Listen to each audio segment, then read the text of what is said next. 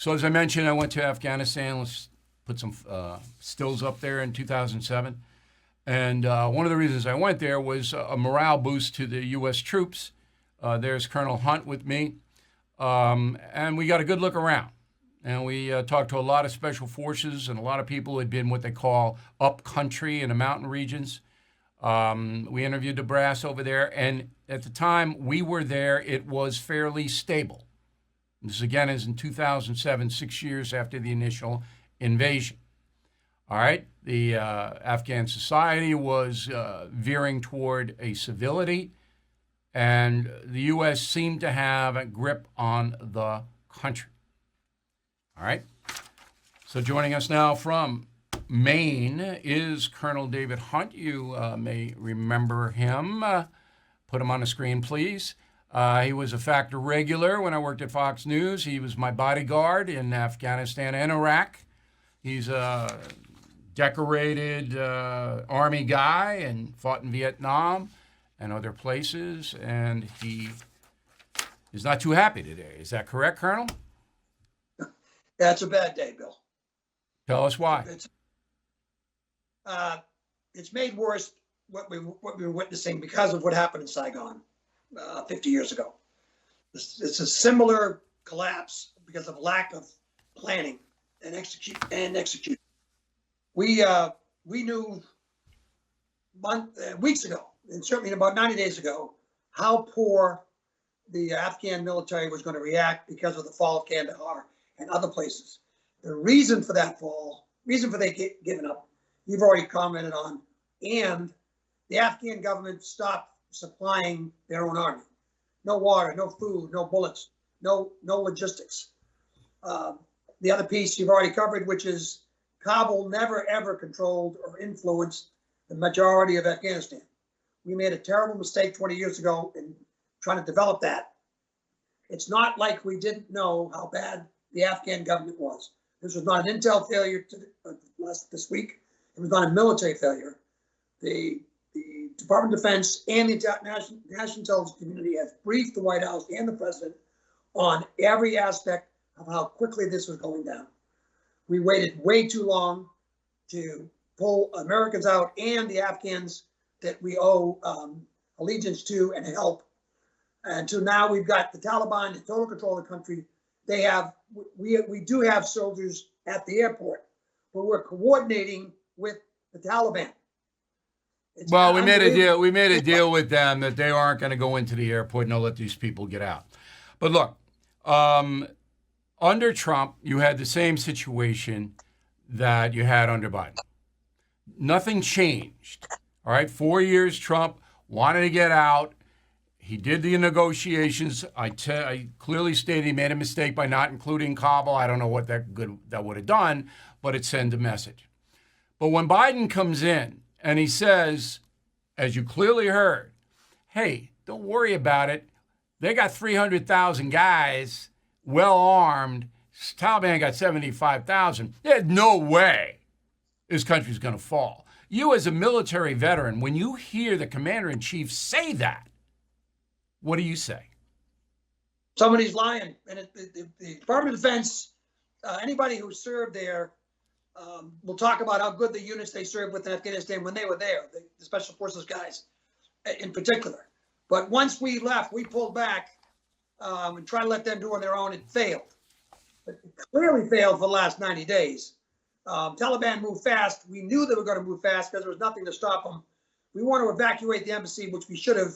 It should have been a minimum of 30 days ago, not 2 days ago. Okay, let me stop you there. So you said he's lying.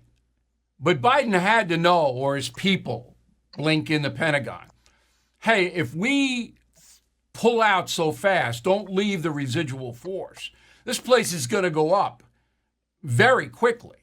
So I think that Biden is surprised that this happened. I don't know if he's lying. I mean, I don't think he's capable of that kind of military analysis. He's not capable of anything, in my opinion, right now. He can't do anything. But he's being briefed. It would be what? He's being briefed. Yeah, he's being briefed. But why would he lie in July if the thing's going to topple in a week. I mean, he look how bad he looks now.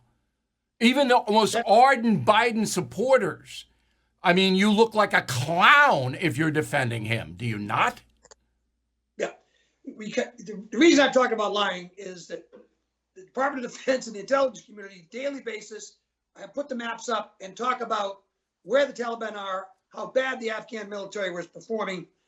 And then he goes on television and said, no, the 300,000 soldiers versus 75. The problem, 75,000. The problem is for 20 years, those soldiers did not fight well. Same with Iraq. We had a similar situation in Iraq as we did in Saigon when ISIS came across the border and 60,000 Iraqis ran off the battlefield. Okay, but let me stop you again. But we have U.S. troops in Iraq now. They went back after the Obama catastrophe that allowed ISIS to take over half the country and move into Syria as well. That was the caliphate. Once that happened, and Obama did it with Biden sitting right next to him, they saw it, then we surged in with U.S. troops and stabilized the country. So what I'm saying, and feel free to disagree, is if you left 3,000 special forces in Bagram, this Taliban march wouldn't have happened, at least not that easily. My idea has always been to leave a counterterrorism force. You wouldn't leave 3,000 special forces guarding an airport. You'd take a Marine or an Army division. The problem is that Kabul is a very big place, as you remember. And if we were going to affect the fall of Kabul, it would take a lot more than 3,000. You could protect the airport, but you're not going to protect the city. All right, but we're talking air power. We're talking maintenance of planes. We're talking confidence of the Afghan people. You know, they see the Americans are still here, all of that. Last word on it, Colonel. We really appreciate you taking the time. Yeah, it's just an embarrassing moment. In my lifetime, I've never seen this. I've seen it twice. The reason this is worse, because we had Saigon, we should have learned. This was a presidential decision in which he was fully briefed on the facts and had recommendations on what to do and didn't follow it. Only the president could have made this decision. He made a very, very poor one, and we're going to pay for this for a while. All right, Colonel, we really appreciate it. You're welcome. Hey, I'm sure you've noticed that everything is getting more expensive. And with all this printing money and spending by the progressives, I'm concerned the dollar's end could be near.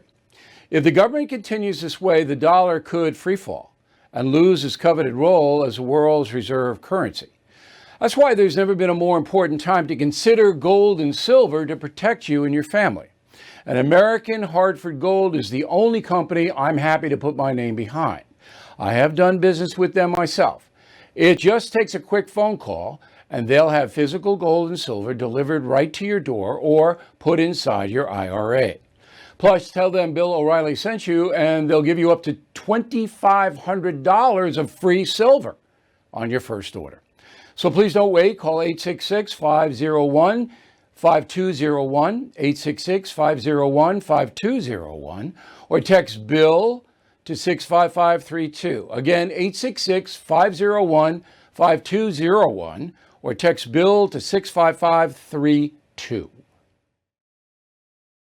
Bill O'Reilly here. Thank you for watching this video, and make sure you subscribe to the First TV YouTube page.